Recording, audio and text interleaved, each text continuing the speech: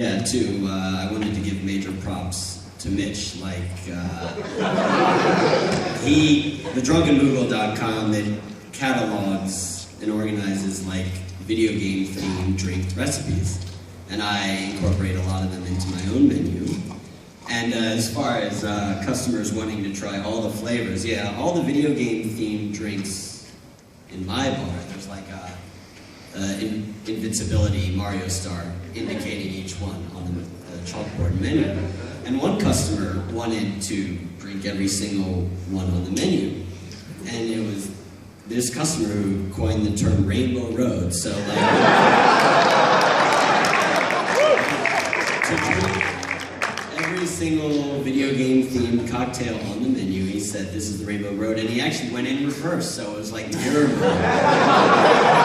And the end of the story is a little gross. And he actually, I mean, we didn't touch upon it yet, but you know, some people could reverse, you know, if they drink too much alcohol.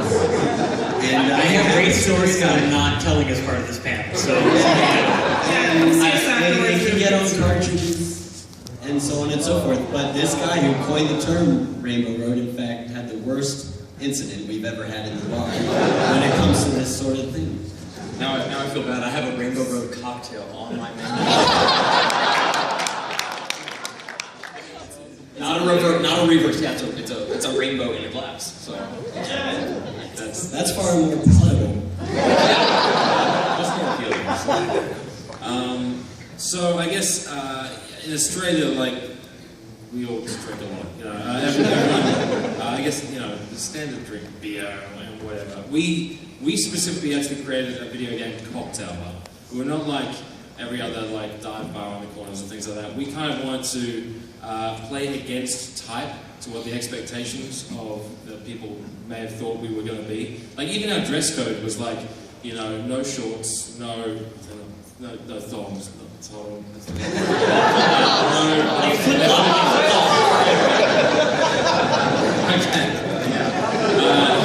shorts, no thongs. We're like, wear pants and shoes, because you're big boys, come on. You know, grow up. We're trying to actually fuck that stereotype. So our most popular drinks were by far the cocktail list, and you know, again, they're all gaming themed, like mana potions, health potions, and ocarina of lime. You know, they were the most popular. People would read the menu and they're like, my God, I have to try them all. I have to get all the way to the finish, you know, things like that. So, yeah, I don't know what the rest of our country drinks. All I know is what we were drinking. So. On May the 4th be with you this year, we're introducing Darth Vaderade. We've done the Qui-Gon Gin and Tonic from Mitch's site before. Basically puns. Mitch had the Darth Maltini, and our customers complained because they said we should have done the Emperor Palpatine instead. So that's a real thing that actually happened. These are the kinds of conversations that we have on a every day. Why don't you have an Emperor Palpatine? That makes me well, actually it does, yes, I guess that is. That's the tweet that we got last night. Why don't you have yeah, we had a tweet last night, somebody complained that we didn't have a Pac-Man cocktail on the menu. It's like, well... We were like, we can't have every... I can't have everything. Yeah. All the time. Yeah, you can. Okay, that's the whole idea. People are always wanting more from us. Yeah, like they love it so much. We've got cocktails every month. We've got less than 15 minutes left, so do we want to take some audience questions really quick, just in case anybody has some things? There's a microphone here. Yeah. Oh, God. Jesus.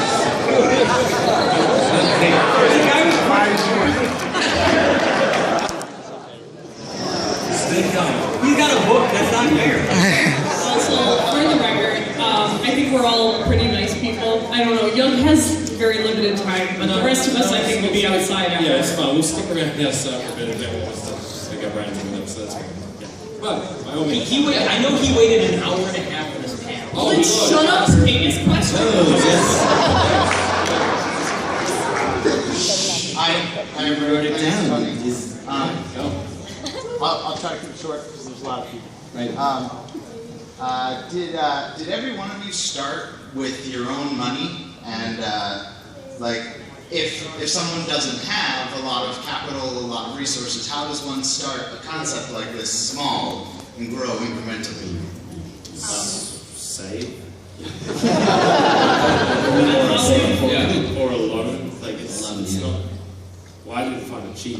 Like it's not cheap. No, it's not cheap. We did it ourselves, but like the best advice I would give you, seriously, is write a really good business plan. Yes. I mean, we wrote a business plan that we revised over 2 years before opening 42, and we didn't end up going for a loan or anything like that, but like if we did, that would have been the most crucial thing. And even negotiating our lease and trying to get aldermanic support for our liquor license, right? Because we had to talk to our alderman in the city to get our liquor license. Like having a business plan and showing like we're totally legit and know what we're doing, that helped. Especially with such an obscure idea.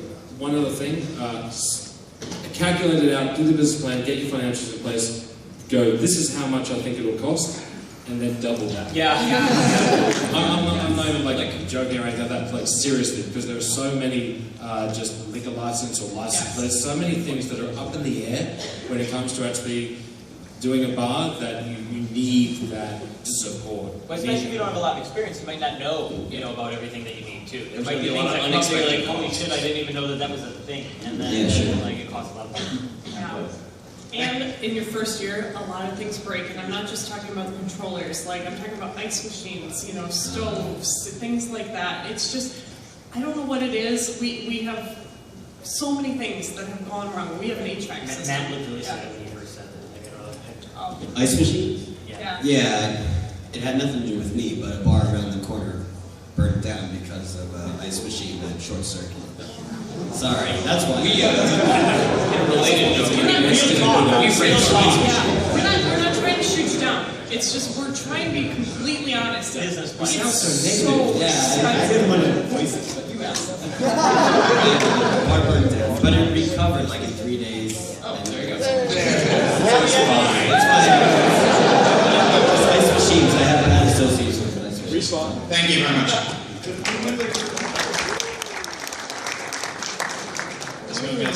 Thanks for doing this panel. This is awesome. So my question is sort of multifaceted. As far as you had mentioned, well, you had said you had a retro section. You guys said you had some PS4s, Xbox Ones. So do you focus a lot on new games that are coming out to get people in the door, say, hey, come by, check out this new game, you buy a couple copies of whatever's coming out on Tuesday? Yeah, we don't sell any copies of games in our bar. Well, not selling the games, but people can come and play the new game before they maybe buy it at home. We try to get the new stuff kind of coming out. People have approached us about the retro stuff. The biggest problem that we have with retro stuff is, again, we mentioned our breakage earlier. And for us, given what we break and the volume of stuff we go through, for us to maintain a retro collection would be very difficult just due to wear and tear, right? Like, if I break some of that stuff, I can't replace it or find parts very easily anymore. So we don't do a lot of the retro stuff. Basically, if we're addressing retro stuff, we do it through like collections discs, right? Like Sega Genesis collections or like Midway collections. But I don't know what other guys are doing for that. We're trying to add retro. We'll probably have it here in the next 60 days at our bar. I'm buying old N64, Super Nintendos, collecting all that right now. We're looking into the legality of having a physical, workable copy of that on the premises, and then actually to prevent damage and breakage. Some of these games are rare. We want to have nice things. Trying to do some sort of legal emulation. Right, that was part of my question. And that's a really legal gray zone that we want to really investigate first before. Yeah, I mean, you can only get sued by Microsoft once. So you want to be very careful about things like that. So everything, you do everything to get people in your bar. We have launch times, so basically when a new game comes out, especially on Tuesday, it's a little quieter. A lot of times, quieter on the weekend. Yeah, absolutely. Have a launch for that particular game. We don't have retro consoles in our bar. We have the virtual console stuff for like XBL or PSN games or whatever. Like We do a lot too. Yeah, but that's just because logistically, having a Super Nintendo on the same table where the drinks are sitting next to just freaks me out. So we didn't want to do that. But yeah, we work closely with gaming publishers. Actually, a lot of gaming publishers that support the bar and are very, happy to actually give us games or promotional products or stock or things like that. Because just like anything else, it's seen by them as a community event. But then you've got everything else. You've got like trivia nights, or we had 2 bars, so it was like this bar versus this bar, in different cities, and or cosplay events, or a zombie themed night where every game is like House of the Dead, or things like that. Like you get super creative, with things that you're doing, and no night was ever a regular night. And at Space Station, there's everything from the Famicom up to current gen, like I said, and we have the Oculus Rift as well, which I absolutely love. Demoing for people. Hold on. Alright, that's hard enough without drinking. People get quite disoriented. But I have yet to have anyone. And you have a staircase to get in and out of your place. That's like terrifying. It's just, I'm on thin ice, but so far so good. I mean, has anyone gotten up to like walk off while still wearing it or something? Tony's mentioning the staircase leading up to my bar is quite steep. So I do have a steep staircase going up to the bar, and I do show people the Oculus Rift, and alcohol is involved. And yet, somehow, nothing has happened. Right. So there you go. But your question was about staying current and having the most recent stuff, right? And actually, Space Station, I don't necessarily have the latest in the bar. It's a little selfish on my part. Like, if there's some game I'm personally really interested in right out the gate, then I'll have it in the bar. Otherwise, not. Unless there's a lot of requests, then yes, of course I'll get the latest for them. Thank you very much. Yep.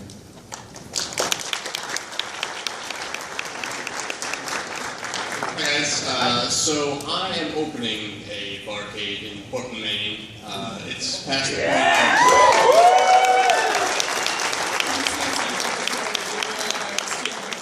You have a name? Yes, it's Arcadia National Bar. So, we're past the point of wanting to open. We have a lease signed, we have the liquor license. We're going to be opening by July. Congratulations.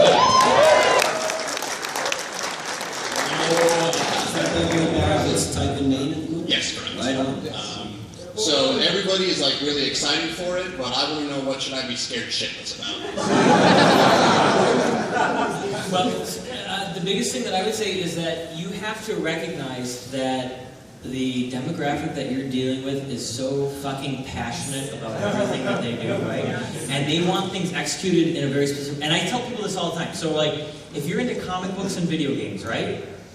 If you love me as a comic book bar, you hate me as a video game bar, right? And if you like me as a video game bar, you hate me as a comic book bar, because whatever you're into specifically, I don't do well enough, right? Like, I do the other things pretty well, but like whatever you really love, I cannot execute at the level that you will be happy with.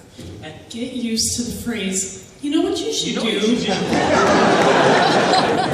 So, but that would be the biggest thing, is that do not underestimate how passionate people are about stuff, and don't get too stressed out over it, because there are going to be so many people that are not going to like something that you're doing for whatever reason, and at first that was absolutely destroying us, and then we kind of had to get past that a little bit. Like, a bad Yelp review before would like send us into hysterics, and it was like, okay, wait, but that's not what we have to focus on. Rats? Yeah, thanks. I appreciate it. Yeah. Hey, what's the capacity of your venue? 80. 80? Yeah. So, 80. Oh, 8. 80. 80. It's actually my basement. That's bigger than 2 out of 4 bars on this panel. Like, what's your capacity? 50 or 60. And Matt's even smaller. Yeah, 30%. Yeah. We're 125 and Ryan's 130. Yeah. So I mean, it's not. You're in the ballpark. Yeah. Right. Never have a bar bigger than what your wife can handle. Yeah, That's right. what my I'm in a aim is. gaming bar. I'm single. Come on. I come from a family of bar owners, and that was the advice that my aunt gave me. Now, she was up in the Northwoods, up in the Upers, Yatterhay, but, that joke totally fell flat. Yeah. I'm sorry. But that's good advice. You can handle 80 people, probably. You maybe and one other bartender. That's fine. You're actually in probably pretty good hands. Cool. I'm going to give you one bit of advice for your opening day, and that is if you promote it well and people are excited and everything like that, be prepared to handle people lining up and people not leaving. Yes. Right? The first bar that we opened up, it went great, and there were actually people inside the bar that left because they felt bad for the people in the line outside. The second bar we opened up, it wasn't quite as great as that sort of thing. We actually had to change it on the fly to a ticketing system, right, for all the people, because the line went for 10 freaking blocks, and it's a 50 to 60 person capacity bar, right? So we had to change it up halfway through and go down the line, hand out tickets, and then, it's true, clear the bar out every hour to allow, like a ride, right? So just keep that in the back of your mind, because that was a thing on the opening day. So yeah. Awesome, thanks guys. We've been told that we have less than 5 minutes, so we'll do one more question, and then I think a couple of us will probably take some questions outside after they clear the room. But I know Yuck's super busy, so No, I'll hang back. okay, all right. Awesome. So last question for now, but the rest of you don't get disparaged. Find us outside in a couple of minutes, okay? Sorry. Hi. No pressure. You know, the guy in front of me Actually actually good. stole most of my thunder. I don't have a bar coming out, but I will be hopefully coming into a large sum of money. We should talk after.